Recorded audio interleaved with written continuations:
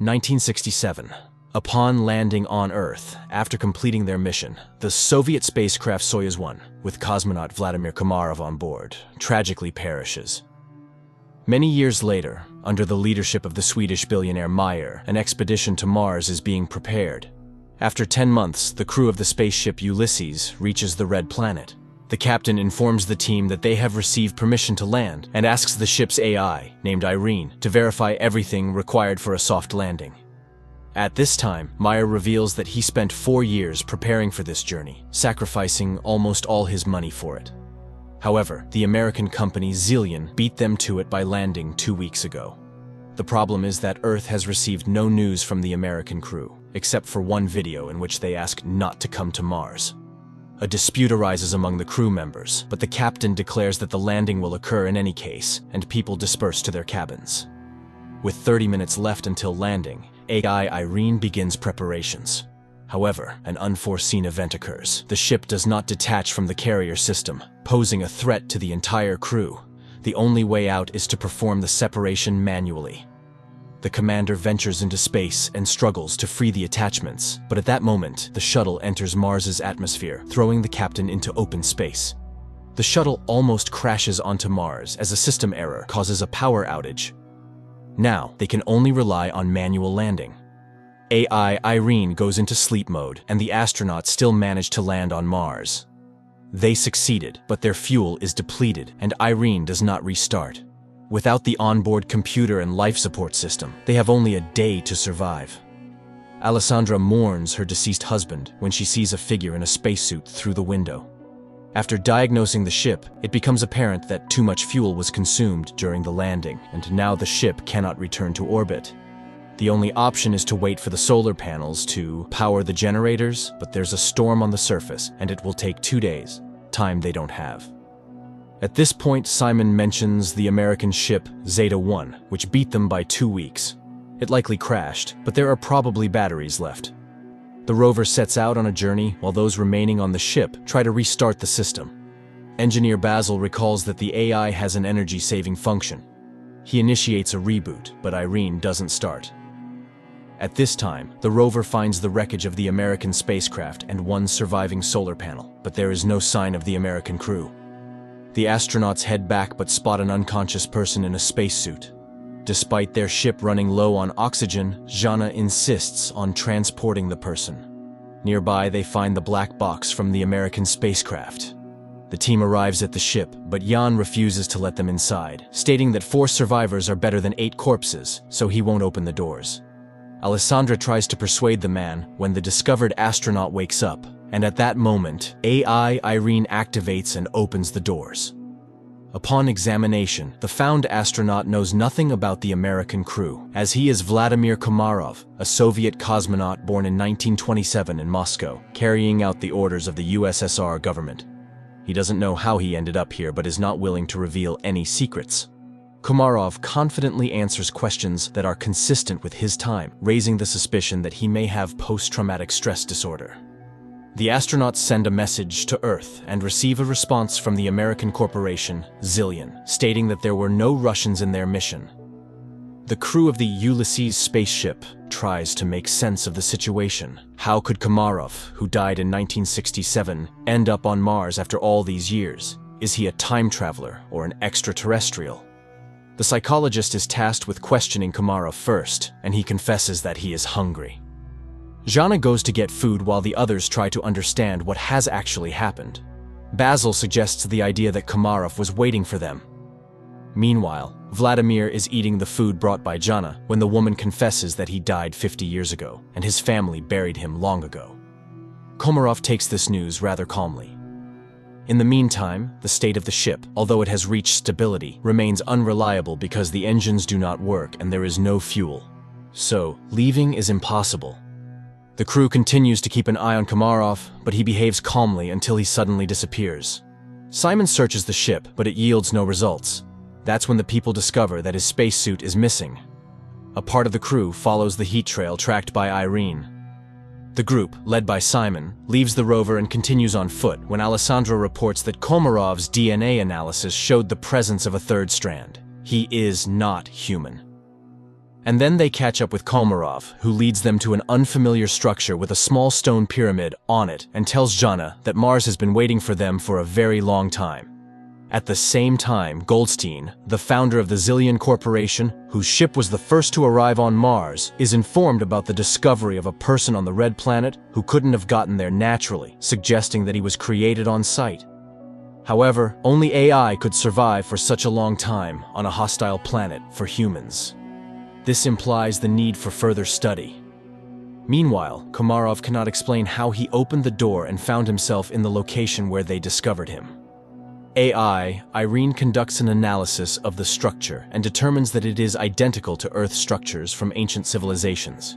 It means that someone was inspired by human civilization, or humans borrowed these elements from extraterrestrials. The ship's crew increasingly ponders whether they will be able to return home when they notice the landing of Goldstein's second ship. Soon, the captain of the ship, Gemma, establishes contact and promises to help them return to Earth. However, Meyer does not trust Goldstein and advises hiding Komarov from competitors. Jana brings Komarov a uniform so that he does not stand out when the visitors arrive, and he requests that they trust him. Shortly, two armed military personnel, Edward and Adam, arrive on their ship and behave rather aggressively.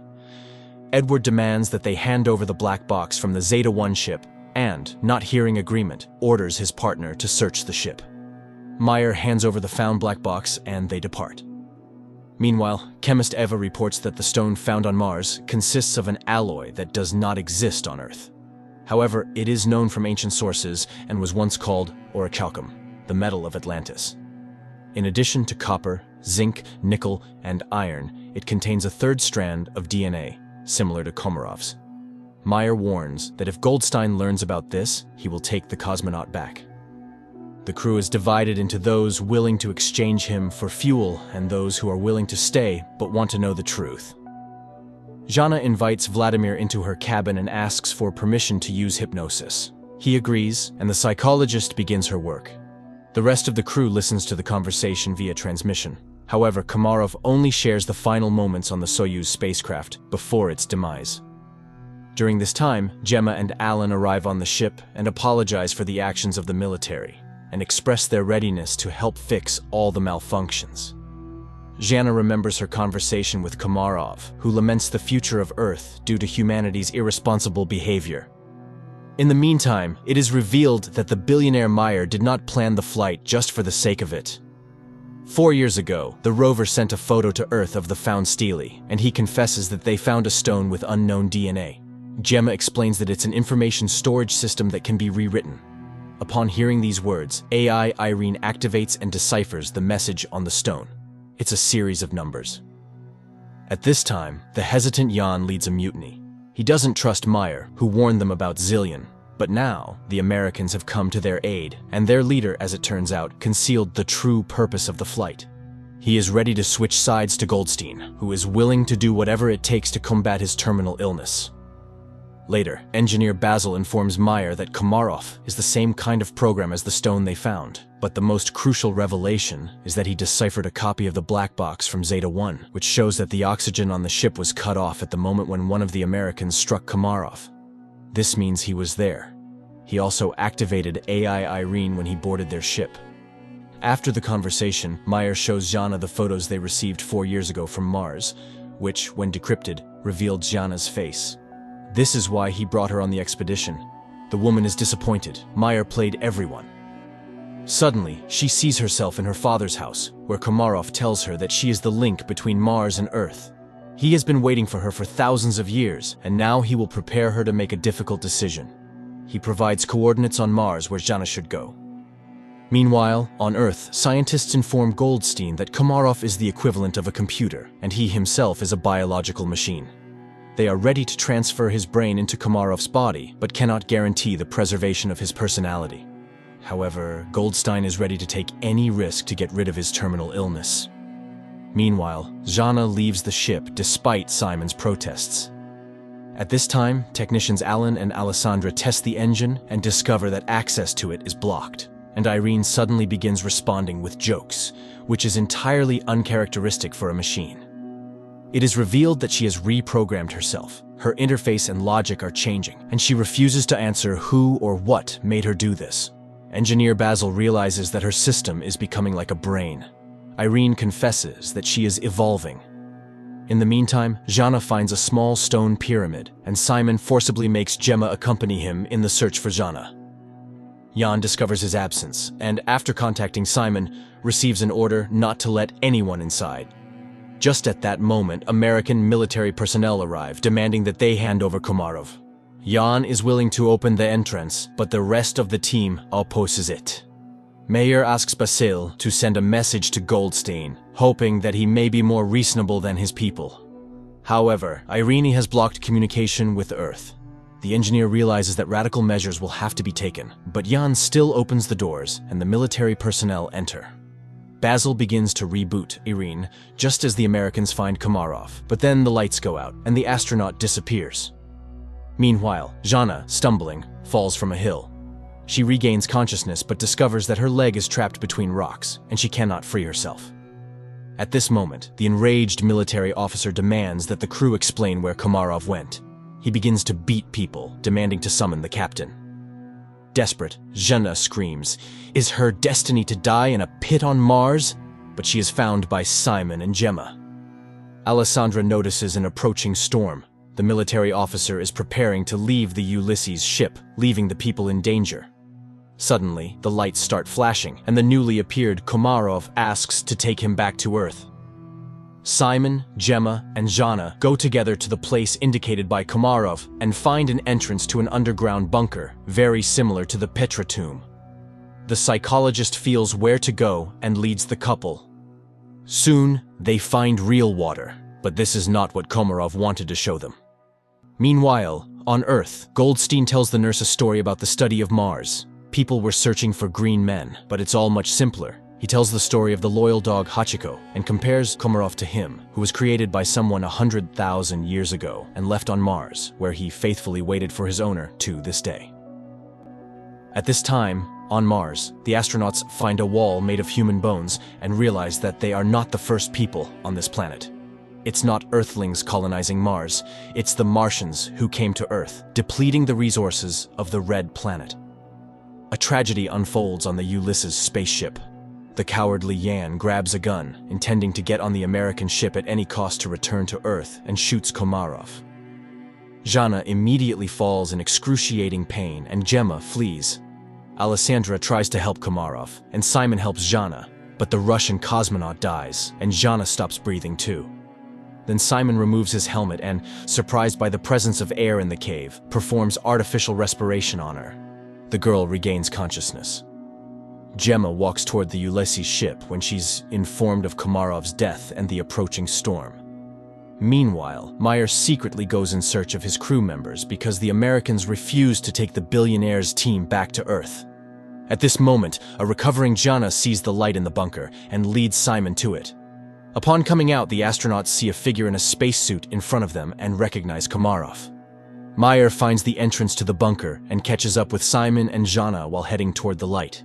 He is amazed by the presence of a living Komarov who suddenly tells them that everything ended here a long time ago. People realize that this is the North Pole of Mars, but how did they get here? Komarov explains that this planet was once inhabited by a species that went extinct because it went astray. And that species was humans. A group of survivors settled in this place but ended up killing each other when resources ran out. The rest of them flew back to Earth. Plato called them the Atlanteans. Komarov continues to talk about how he waited for thousands of years for Jana, who embodies qualities of both branches, human and Martian AI. Only she can save humanity from themselves. She must decide whether humans deserve a second chance. Their conversation is interrupted by the military officer who intends to take the psychologist back to Earth. The American aims his weapon at the cosmonauts, and Jana seeks help from Komarov. Suddenly, the military officer starts gasping for breath and falls. Upon returning to the ship, Simon orders them to prepare to depart. Meanwhile, Gemma from the Zillion ship tries to contact her associates, but none of them respond. She decides to fly back to Earth alone. The Ulysses crew heads to her ship, trying to establish contact with her and informing her about the deaths of the military personnel. but she doesn't respond. That's when Meyer starts speaking, recalling their past relationship, and confesses that he's no better than Goldstein because he's willing to do anything to ensure his name remains in history, even betraying his team. However, she's not like that. She won't be able to live knowing she has ruined people. Suddenly, Gemma's voice is heard, asking them to hurry. Goldstein has heard that Gemma has decided to take the Ulysses crew back to Earth and has blocked the control panel of the Zeta-2 ship before takeoff. The people on the ship prepare for their impending demise, and Jana asks Mars what she should do. Everything she saw and heard on the red planet flashes through her mind, and, with sheer willpower, she removes the control panel's block. Suddenly, an armed military officer appears in front of the ship, intent on damaging the engines with his weapon. Simon is about to step out to stop the madman, but Jana beats him to it. She aims the weapon at the American, but informs him that Mars will be the one to kill him. The military officer falls. The countdown for liftoff begins, and Jana realizes that there's no time to return. She bids farewell to the crew, confessing her love for Simon. The ship takes off. Suddenly, Meyer notices that it's dark at the North Pole of Mars. This means that they couldn't have been there just a few minutes ago. They truly were at the North Pole of Mars, but in the distant past when the red planet was still suitable for life. At the same time, Goldstein is informed of the ship's return, and he's beside himself with rage, declaring that he will go to Mars himself, and that's where the first season ends.